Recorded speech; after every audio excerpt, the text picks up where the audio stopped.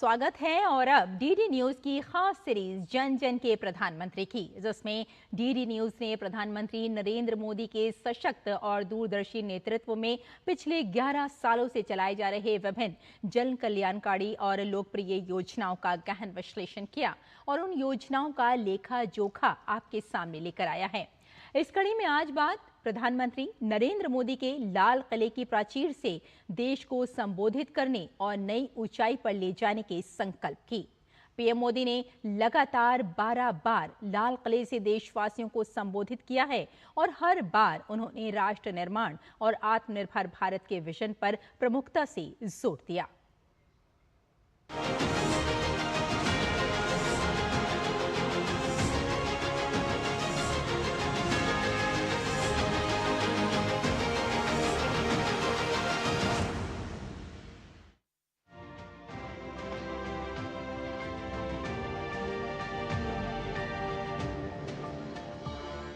राष्ट्रीय पर्व राष्ट्रीय चरित्र को निखारने का एक अवसर होता है। राष्ट्रीय पर्व से प्रेरणा लेकर के भारत के राष्ट्रीय चरित्र, जन जन का राष्ट्रीय चरित्र जितना अधिक निखरे, जितना अधिक राष्ट्र के लिए समर्पित हो, हर कार्यकलाप राष्ट्रहित की कसौटी पर कसे जाए, अगर उस प्रकार का जीवन जीने का हम संकल्प करते हैं तो आजादी का पर्व भारत को नई ऊंचाइयों पर ले जाने का एक प्रेरणा पर्व बन सकता है। 2014 में लाल किले की प्राचीर से अपने पहले ही संबोधन में प्रधानमंत्री नरेंद्र मोदी ने भारत को नई ऊंचाई पर ले जाने का मजबूत संकल्प सामने रख दिया। तब से अब तक पीएम ने 12 बार लाल किले की प्राचीर से देश को संबोधित किया है। विकास की यात्रा में हर भारतीय की भागीदारी सुनिश्चित करते हुए राष्ट्र निर्माण का विजन उनके संबोधन में हमेशा प्रमुखता से रहा। आने वाले दिनों में कृषि के लिए जैसे योजना बनेगी, वैसे किसान कल्याण की भी योजना बनेगी, ताकि मेरे किसान को जो व्यक्तिगत जीवन में समस्याएं झेलनी पड़ती है, मुसीबतों से गुजरना पड़ता है, तो सरकार एक स्थायी व्यवस्था के रूप में उसको मदद करने की दिशा में प्रयास करेगा।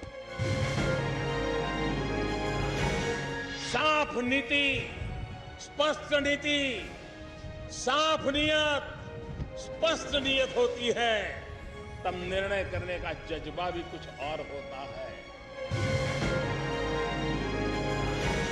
3 तलाक से पीड़ित बहनों ने पूरे देश में एक आंदोलन खड़ा किया, देश के बुद्धिजीवी वर्ग को हिला दिया, देश के मीडिया ने भी उनकी मदद की।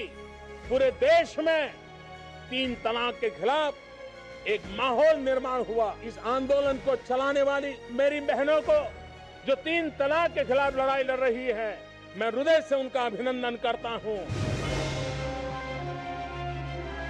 पूरे देश में ये प्रधानमंत्री जन आरोग्य अभियान लॉन्च कर दिया जाएगा और उसका परिणाम ये होने वाला है कि देश के गरीब व्यक्ति में बीमारी के संकट से जूझना नहीं पड़ेगा, उसको साहूकार से पैसा ब्याज से नहीं लेना पड़ेगा, उसका परिवार तबाह नहीं हो जाएगा। आर्टिकल 370 के कारण, 35A के कारण कुछ रुकावटें भी आई। आज लाल किले से जब मैं देश को संबोधित कर रहा हूं, तब मैं ये गर्व के साथ कहता हूं कि आज हर हिंदुस्तानी कह सकता है, 1 नेशन 1 कॉन्स्टिट्यूशन।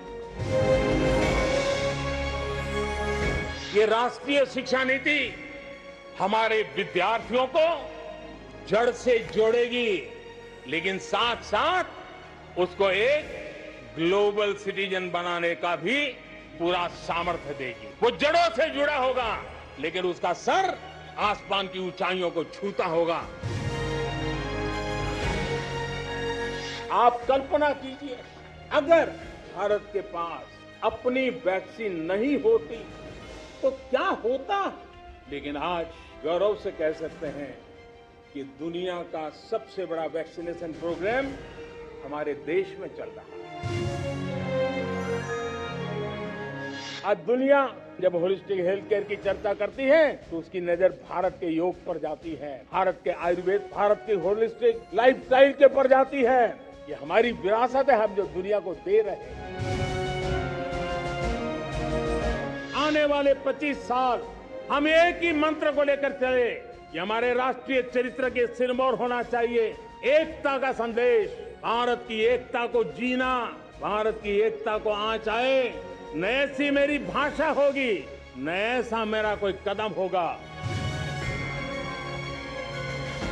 ये जो कायाकल्प किया उसका सबसे बड़ा लाभ समाज के उन वर्गों तक हम पहुंचे हैं जो ग्रामीण सड़कें वहां बनी है जिनकी तरफ कोई देखता नहीं था, जिस इलाकों को नहीं देखता था, जिन गांवों को नहीं देखता था। दलित हो, पीड़ित हो, शोषित हो, वंचित हो, पिछड़े हो, आदिवासी हो, जंगल में रहने वाले हो, दूर सुदूर पहाड़ों में रहने वाले हो, सीमावर्ती स्थान पर रहने वाले हो, हमने उनकी आवश्यकता की पूर्ति की।